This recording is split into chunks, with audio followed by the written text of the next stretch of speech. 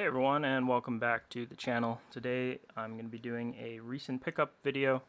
I just got back some cards from Ship My Cards, so just some of the stuff I had over there, plus some other stuff I've been buying the last couple months. Thought, had enough stuff now to make another video. Also, I have a grading reveal that I'll do at the end of this video. I had a card graded for me at the National, so I'm going to show that. And yeah, I guess I'll just start with the Ship My Cards stuff. So, got this stuff in yesterday, so I'll just show some of the cards. Here's a Joel Eriksson-Ek PMG Green rookie. This one, kind of a random purchase. I've been playing a bunch of fantasy hockey. There's a format of fantasy called Best Ball. It's really popular in fantasy football, but basically what it is, you draft one team. You just do one draft. There's no trades, no managing, nothing. You just do the draft and then forget about it. And then there's like an advancement. There's like 4 rounds. You got to get out of the pod that you drafted with, like the 12 people you drafted with. And then there's round 2, round 3, and then round 4 is the finals. And you can win a lot of money. It's just a really fun way to gamble and just bet on the season. So. Yeah, I've been drafting a bunch of Joel Eriksson-Ek, so I was like, it'd be fun to get a cool card of his. This was on eBay for $70. I was like, wow, $70? That seems really good deal. So I just bought it, and I looked it up, and it's like, actually, this wasn't even that good of a deal. This same card sold for like $45 or something, but to me, that is a cool card, and it's a good young player. Here's a Pedersen High Gloss. This one I had on ComC from the old days of my collection when I was trying to build the Pedersen High Gloss run. This is just one I had over there, so I just got it shipped over. Pretty cool. I think this is from the bubble season with that weird background there. And yeah, this super random jersey. Like, I don't even remember us hardly ever wearing those third jerseys. It's kind of cool. But yeah, interesting card there. Next up, a football card. Whenever I post like non-hockey stuff on my IG, I usually get like, if a normal post will get 80 likes, if I post like a football card, it'll get like 25 likes. So won't talk too much about the football stuff, but yeah, big fan of fantasy football. I've already done like 270 NFL best ball drafts this season, so I've been in the fantasy streets, and Jamar Chase is like the #1 pick in fantasy this year. I'm a big fan of color matches, and I just think this is just a really nice looking card. It's serial numbered to 199. This is his like rated rookie Donruss, which I think has a really cool image. Kind of like a nicer looking card in a way than Prism, but I still prefer Prism. Okay, next up, Macklin Celebrini Outburst Silver, or I guess just Outburst technically, but yeah, this is the silver variant. So this one I picked up, just thought, I was doing some research, like making projections for all the fantasy stuff I've been doing, and yeah, Macklin Celebrini just had such an impressive rookie season. Like, for an 18-year-old, had a ton of shots on net. San Jose was a bad team, and he still put up like really impressive stats. So he's like one of my top ranked fantasy picks this year for the format that I'm playing. So I've been drafting a bunch of him, and I just thought it'd be cool to get a card. I'm a big fan of the Outburst Silvers. To me, this is like, as far as like a commodity card, this is like right up there. It's like one of the best commodity cards I think you can get for a modern player. This is like kind of the Young Guns equivalent of like a Future Watch auto, I would say. Maybe this ranks a little bit lower than that, but just like, yeah, I think the base Young Guns are so common now that it would be hard to get too excited over one, I feel. But whereas the Outburst Silvers just got a little bit of rarity and just looks awesome. So yeah, really cool card of a good player. Love this one. This is a Evan Bouchard Seismic Gold Auto.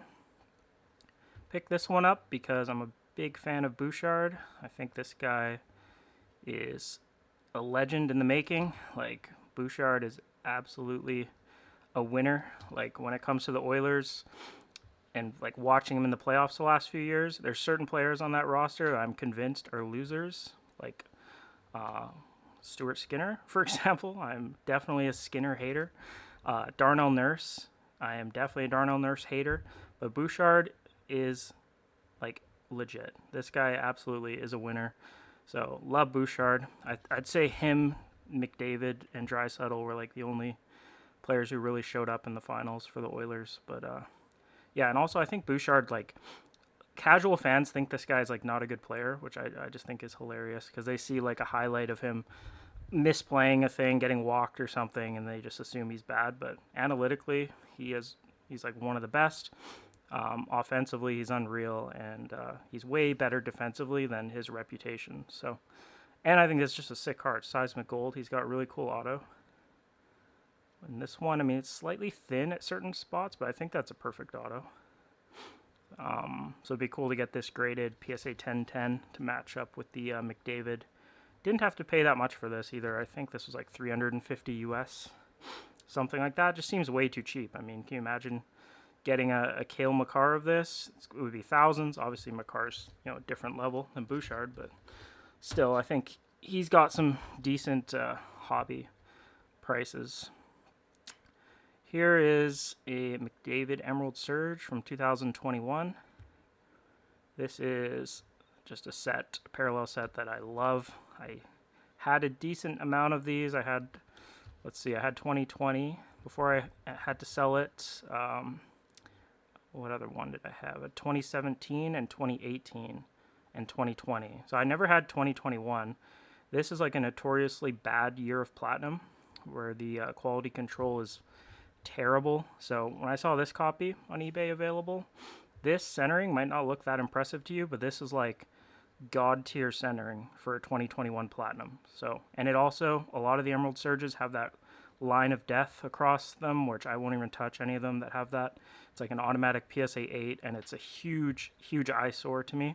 It's like worse than being badly off-centered. So this doesn't have that, and it's not badly off-centered. So I figure, okay, well, this is a perfect placeholder until I can buy the Golden Treasures one day, wherever that card is. So that's probably what I'm going to do with Emerald Surges, just like buy them to fill up the years where I don't have the Golden Treasures, which is like every year, because I only have one Golden Treasures. But yeah, I love Emerald Surges, so yeah, I got a good deal on this too. This was like 400 US.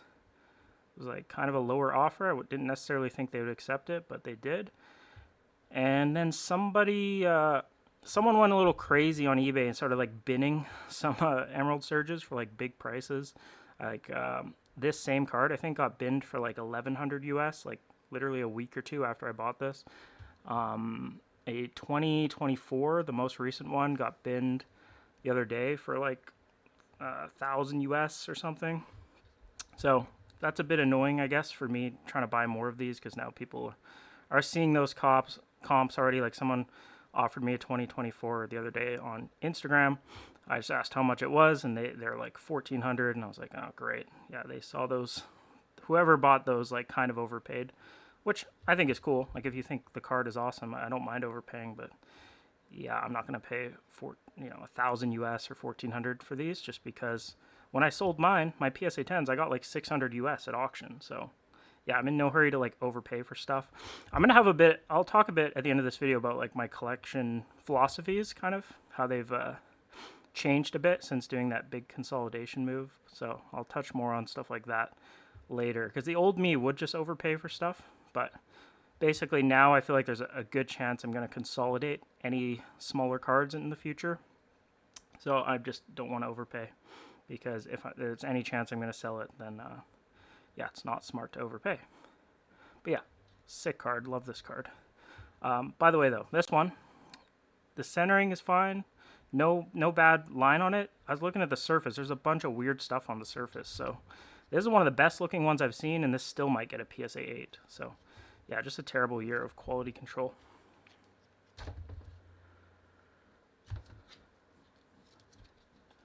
Okay, next up, a Hellebuyck Golden Treasures. This actually, I bought this one a while ago. This isn't from that ship my cards thing, but yeah, I bought this. I think this was before he won the MVP when I bought it. Just was sitting on eBay. Thought it was a cool card. Thought there was a good chance he would get the MVP. Not sure if it will really change his price as much, but I think he has 3 Vezinas now. So 3 Vezinas plus an MVP. I mean, I think there's like, I think I looked this up a while back, so I'm just going off memory, but I'm pretty sure it was Hasek has done that, and then there was one other goalie besides Hellebuyck. Yeah, I can't remember off the top of my head, but it's Hasek, Hellebuyck, and someone else. So really rare. With him actually winning the MVP, though, I don't really agree with it. I think Draisaitl easily should have got the MVP. I think if McDavid had Draisaitl stats last year, he would have got the MVP. If Matthews had Draisaitl stats, he easily would have got the MVP. Like, probably would have been near unanimous. If McKinnon had that, he would have got the MVP. So, voters just giving no respect to Draisaitl. I think they probably just assume, he's McDavid's teammate. But I watch every Oilers game. Draisaitl was playing with like Podkolzin and Victor Arvidsson at 5-on-5 last year. Like, sure, he plays with McDavid on the power play, or they'll load the lineup if like they're losing in the third period, but they typically don't play together, like 5-on-5. So, yeah, I feel like Draisaitl should have won that MVP. Okay, next up, bit of a random purchase here because I don't really know anything about Liam Olgren, but the one thing I do know is that he was a first-round pick, and seismic gold autos are awesome. So this was like 120 bucks Canadian, sitting on eBay. I figured at that price, might as well take a shot. Maybe he just turns into a star, and it'll be a good buy. And at that price, if he doesn't turn into a star, if he just turns into a depth player, there's not that much downside at 120 bucks. The card probably still be worth 40 or 50 bucks. And if he is really good, it could be worth, 500, 1,000. So just felt like a good risk reward. So yeah, pretty cool. Not sure. This seismic gold's it's definitely nice looking, but yeah, the color is a little bit different. Like compared to this Bouchard, I like the sort of yellow, like cartoonish gold, I guess, more for the Bouchard year. But yeah, this does look really good too. But also I have a bunch of light shined on it. Like if the light's not on this as much, it does look a bit more dull. Okay, next, I think this card is absolutely sick. This is a Tyreek Hill Prism Rookie Red Crystals out of 75, I think. Yeah, number to 75 there. You'll have to excuse this absolute poverty slab. Disgustingly trash garbage slab, which obviously I'll snap this out probably as soon as I'm done recording this video. But yeah, I like that it was in this slab though, just because I could get the card a bit cheaper. But yeah, I remember HGA people were like, oh, the slabs look cool. And I was like, are you guys high? Like, I'm talking like back when this came out, like nowadays everyone considers it a joke, but some people were actually like, oh, it's really cool. Like, to me, this looks disgustingly bad. But yeah, back to the card, the main focus, the reason I bought this. This is the lowest numbered color match for Tyreek Hill Prism Rookie. Tyreek Hill is like a GOAT fantasy wide receiver. Yeah, he's won like an offensive player of the year. I think he has 5 first teams.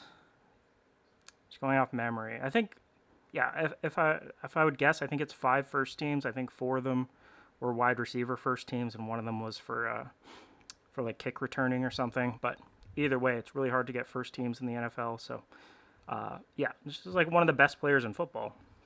I think like last year, like ESPN rated him as the best player in football, or maybe the year before. But what's crazy, this card was $300 US.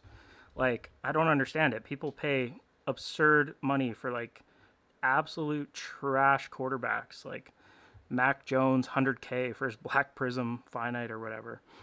Give me Tyreek Hill all day over all these like hyped up quarterbacks who are all going to get forgotten about, besides like the 1% of them that actually turn into all-time greats. So yeah, I feel like the football market's never made sense to me. Like, why are like the cool players like Justin Jefferson, Jamar Chase, those are the guys I'd be collecting 100% if I was PCing football. But yeah, I was thinking about starting a collection of these like Prism color matches because I just think they're amazing, especially for the price. Again, $300 for that. So thought that one was cool. Next up, this is just a random lot I bought on Slab Sharks. Just some young guns. I can't even grade anything right now, so This one's actually a French one, which I don't think anyone even cares about. I personally did not like the French parallel. Yeah, another guy ranking really high in my projections. I actually took a long shot bet on Marchenko to win the Rocket Richard this year. 500 to 1 odds, so I bet $40. So I'll either get $20,000 or I'll lose $40. I'm down to lose $40 on something that, you know, could happen. Could he just break out randomly, get 48 goals, and have that be enough to get the Rocket? I think 1 in 500 times he could. So that's why I made that bet. Here is This is a kind of a random one. Not really a big card at all. I think this might have been $5 or something. But it is from that new credential set. And I pretty much just bought this just to see what these look like in hand. To see if I thought they were cool, where I'd want to like look for some of the more rare parallels. I think they're okay. Probably not for me. I prefer just like, yeah, OPG Platinum parallels are more than good enough. And then now with the Outburst in flagship, I think that'll be enough for me. But yeah, I've not even seen what the 1-of-1 looks like yet from this set. I've seen some of the golds out of 10. I think there's a gold out of 50. But yeah, I don't know. It's kind of, I feel like credentials, the whole point of it was supposed to be to have like a unique numbering system. That's what I sort of think of with credentials, but they just turned it into like a parallel set, as far as I can tell, for this recent one. So I think it's kind of lame. All right, here's one. I've shown this one on Instagram a few times. This is a really cool card. This is a Pavel Bure Sign of the Times, 1998. Numbered out of 10s. This is the Sign of the Times gold parallel. So there's several things that make this card. Like, to me, this is like a grail level Bure card. First off, it's his first SP Authentic auto.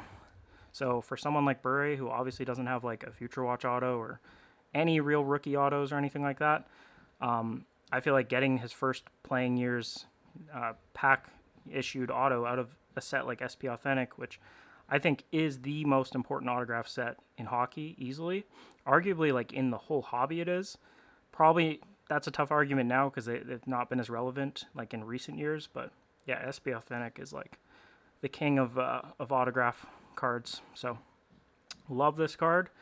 The picture kind of bugs me a bit. Like, I don't know why they had to, like, find a part of him where there's no piece of the logo showing on his jersey. So, it kind of looks like, you know, like unlicensed cards or whatever when they're not allowed to show the logo, but that wasn't the case. This is licensed. You can actually see a little bit of a Canuck logo on the side of his helmet there to the left side. But yeah, the picture slightly bugs me, but it's still an incredible card. And this was one of there was like 2 Bures I badly wanted when I had a God tier Bure collection.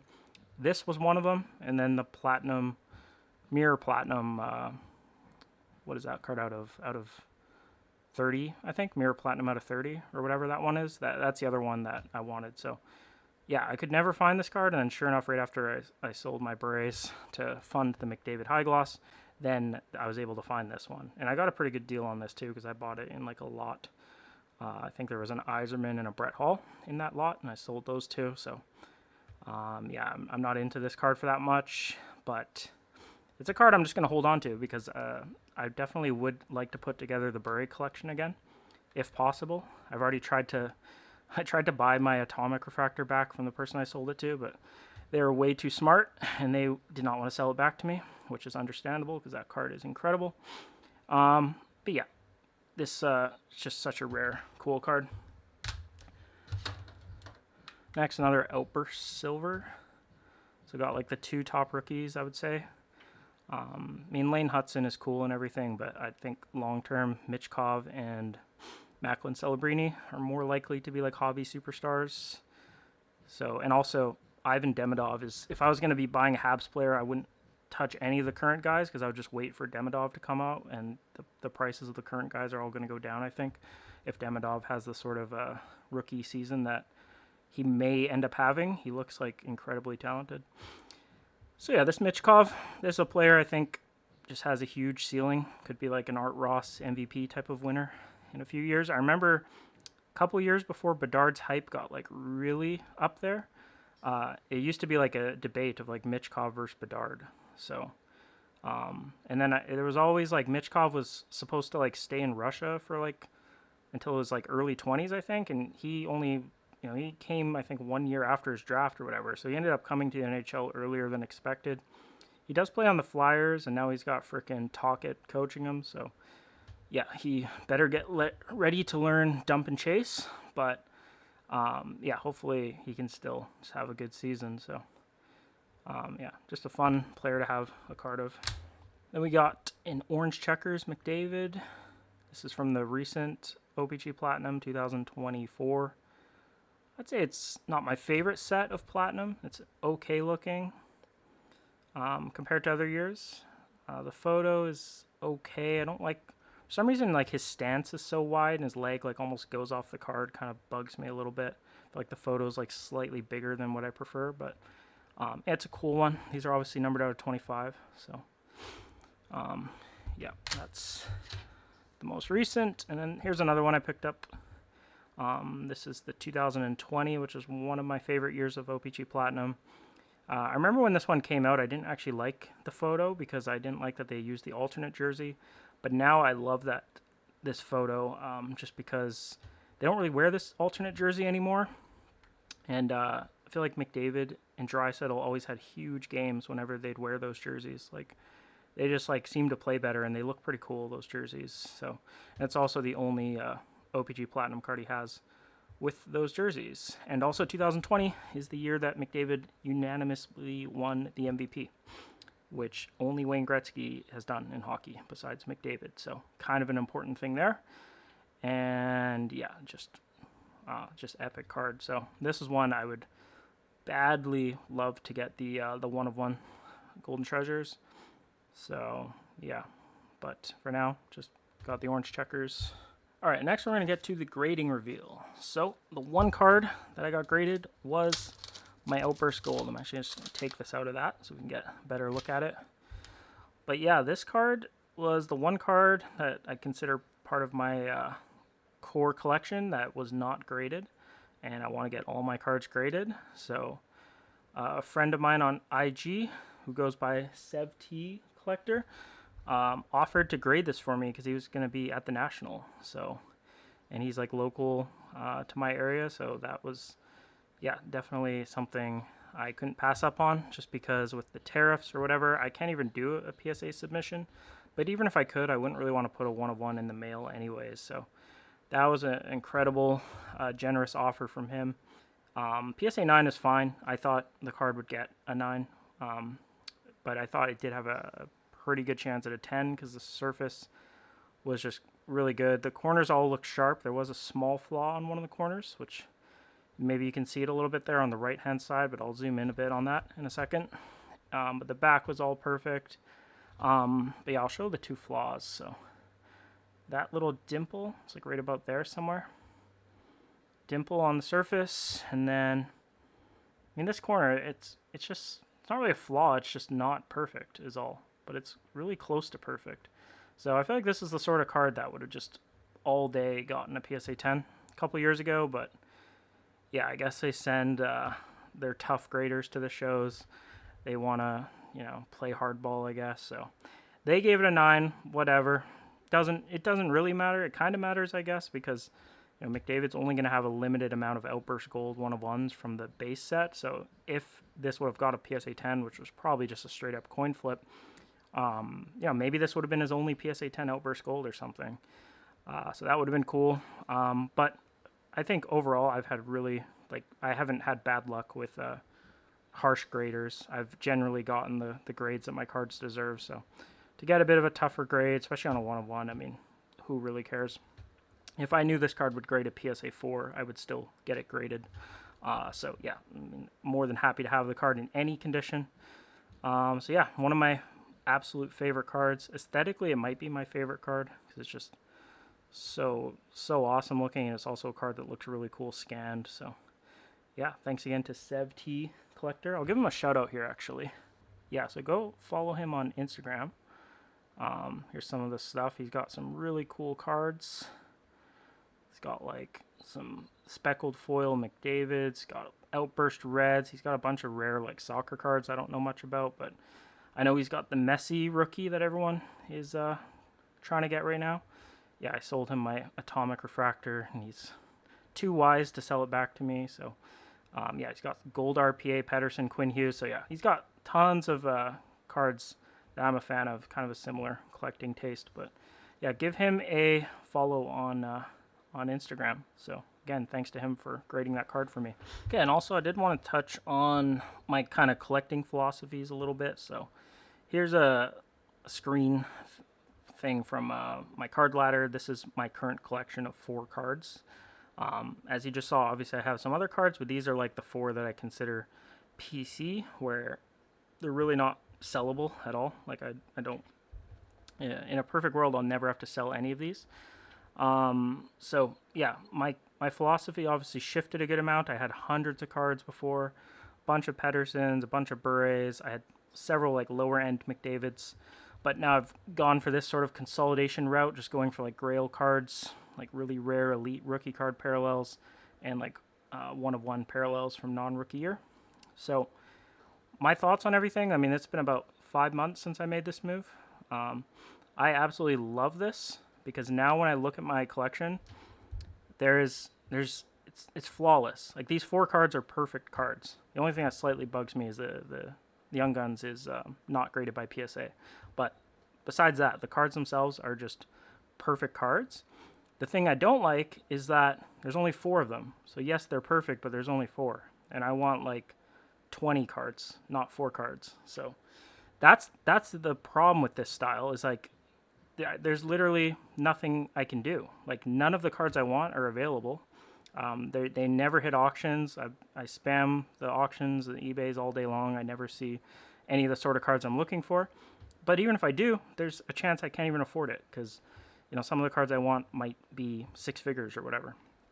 So it's kind of like a patient style of collecting. Like, there's not as much to do. So that's why I've kind of adapted this new mindset of like main roster and farm team. So this is the main roster, obviously. If we go to farm team, it's like some of the stuff, I haven't scanned in all the recent stuff, but yeah, some of the cards I was just showing you guys. Just stuff to pick up, fun to collect, but these are cards I would potentially move. So like, if I get another chance to consolidate into a big McDavid card for like my core PC, then I'll do that same consolidation process that I did the first time. The thing though this time is, like, I didn't plan to consolidate my cards originally, so I was like overpaying for like Pedersen cards and stuff. Like, I would spend $1,500 on a Pedersen card that might have been worth $600 just because it was a rare rookie that I needed to have. So this time around, I'm not going to do dumb things like that. It's not necessarily dumb, actually. If you're trying to build a sick collection, I don't think it's dumb at all. It's just financially it's dumb. So since there's a chance I'm not going to keep these cards, it's like, okay, well, I don't want to overpay for them then, because I might have to sell them in the future. So at least it's like, still can just buy stuff that I think is cool and kind of collect it, but then turn it into a bigger card later down the road. So that's kind of the new philosophy. Got the main roster and the farm team. So all that stuff I showed you, that's just farm team, quote unquote, pickups. So cards that I'm collecting them, but yeah, they would be available potentially. So yeah, that's kind of my new collecting philosophy, and I think that about covers everything in this video. So if you watched the whole thing, thanks for sticking around, and I'll see you guys next time.